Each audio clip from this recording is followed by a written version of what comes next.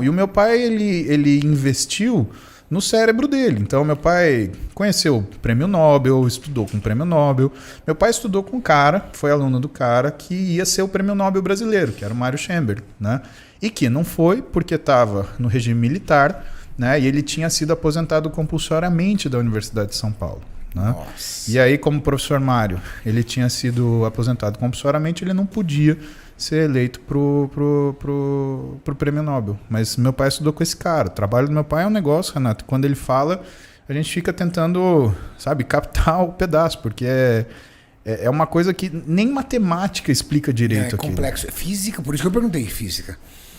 Eu sou químico, então o químico ele bate de frente muito com a física. Então eu sei o que é a complexibilidade da física. Estudar física, o seu pai, ele passou da graduação, ele foi mestre, né? Ele é mestre e doutor. Doutor, então doutor ele é professor em física.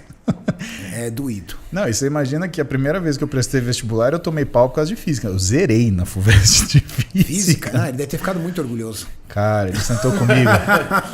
Ele sentou comigo assim. E aí que é meu pai, né? E você vê duas passagens que eu falo dele, que eu conto para Clara, conto para Duda, né? Que meu pai me ensinou muito a ser pai. Só que a gente só aprende a ser filho quando a gente vira pai, né? Então eu tô te falando um aprendizado que eu tive tardio. Então quando eu não passei da faculdade a primeira vez, ele sentou, pediu a prova, ele olhou para mim e falou assim: realmente está muito difícil. Isso daqui, Paulinho, precisa de treinamento. Sabe o mesmo treinamento que você põe no seu corpo? Você vai precisar fazer para a tua habilidade em física. Eu zerei, Renato.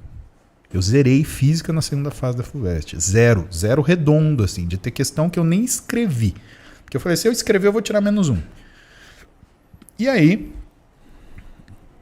eu tinha um plano de estudo no vestibular que era o seguinte: o cursinho ele te dava os exercícios básicos que todo mundo fazia. E aí tinha uma coisa que chamava série de desafio.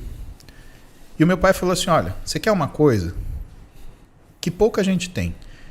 Então você tem que fazer o que ninguém faz para você chegar nisso. Se você for fazer o que todo mundo faz, você vai chegar no que todo mundo tem. O que todo mundo tem? Não aprovação. O que poucos têm? Aprovação. Então faz o que ninguém faz. Eu saía do cursinho, eu lembro, mais ou menos 12:30, ia para casa, ficava estudando direto até às 8. Às 8 eu fazia musculação, jantava e ia dormir. Todo dia. E final de semana? Final de semana eu acordava, estudava até às 8, e aí treinava, e depois jantava e ia dormir.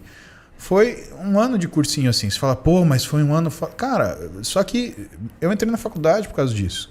Então quando eu falo pra galera que tá prestando vestibular, eu falo, meu, isso é o que você tem para fazer esse ano. Faz um ano só. Não queira passar por isso 5 anos, 3 anos. Porque quando você tá no cursinho, você não tá em nada. Você não está nem na escola, porque você já se formou, e você não está na faculdade, só que você já é um homem. Parece que você está no limbo ainda. Então, para de gastar tempo. E eu brinco com eles, falo, né, que o que resolve isso chama HCC. Conhece esse conceito? Não. Meu pai que me ensinou também, chama hora de cu na cadeira.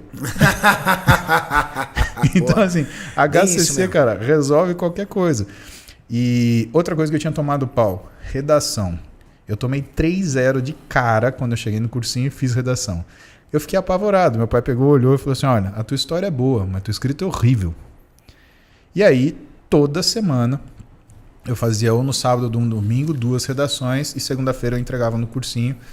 A professora era, acho que a Edna, e ela que corrigia e depois ela me dava. E ela ia me dando os direcionamentos até ir melhorando, né? E eu escrevia muito para poder treinar isso daí, né? E isso foi o que, assim, as coisas que eu me lembro que faziam diferença, elas estavam relacionadas ao esforço. E meu pai conseguiu enxergar em mim que eu conseguia entender a linguagem do trabalho. Porque eu trabalhava o meu físico. Então ele falou em termos daquilo que eu entendia. Essa foi uma das grandes lições que meu pai me ensinou, né? Falar na linguagem que seu filho entende. Porque meu pai nunca treinou, Renato. Meu pai ele tinha aversão à atividade física. Só que ele olhou pra mim e falou, puta, não dá pra eu criar esse moleque do jeito que eu fui criado. Eu vou ter que criá-lo do jeito que ele precisa ser criado. Então ele fazia várias analogias com relação à musculação e ao seu treino. Porque ele via que era uma coisa que eu me dedicava. E aí, a segunda parte, que é a diferença, né? Quando eu passei no vestibular, ele virou pra mim e me perguntou. E aí, foi uma outra coisa que eu entendi, né? E aí? Se você não tivesse feito, o que você ia fazer? Ele perguntou sabendo a resposta. Eu falei para ele, não sei, pai. Ele virou para mim, então saiba de agora em diante. Você ia tentar de novo, e de novo, e de novo, até você conseguir. Caraca. Cara, eu acho que na palavra dele, na fala dele, assim, em questão de 15 segundos, eu entendi que a chave daquilo que é a sua capacidade de atingir seus objetivos é, na verdade, a persistência, é a perseverança. Então eu estava vendo de um homem que é ateu, que não tem nenhuma religiosidade, quer dizer, ele tem uma religiosidade que ele esconde em algum lugar. Às vezes ele solta alguma coisa. Mas, por exemplo, ele conhece a Bíblia, ele conhece os ritos católicos, ele conhece o que é a cultura judaica. Ele é um cara que estuda essas coisas, ele conhece isso. Né? E eu estava vendo um cara que é ateu e que, portanto, não tem fé. E eu confundia fé com esperança. E essas coisas são completamente diferentes. E meu pai me mostrou o quê? Que mesmo quando você perde a fé, você precisa ter esperança. E eu entendo que mesmo que você perca a esperança, você precisa ter fé. E quando que você vai vencer? Quando você junta os dois.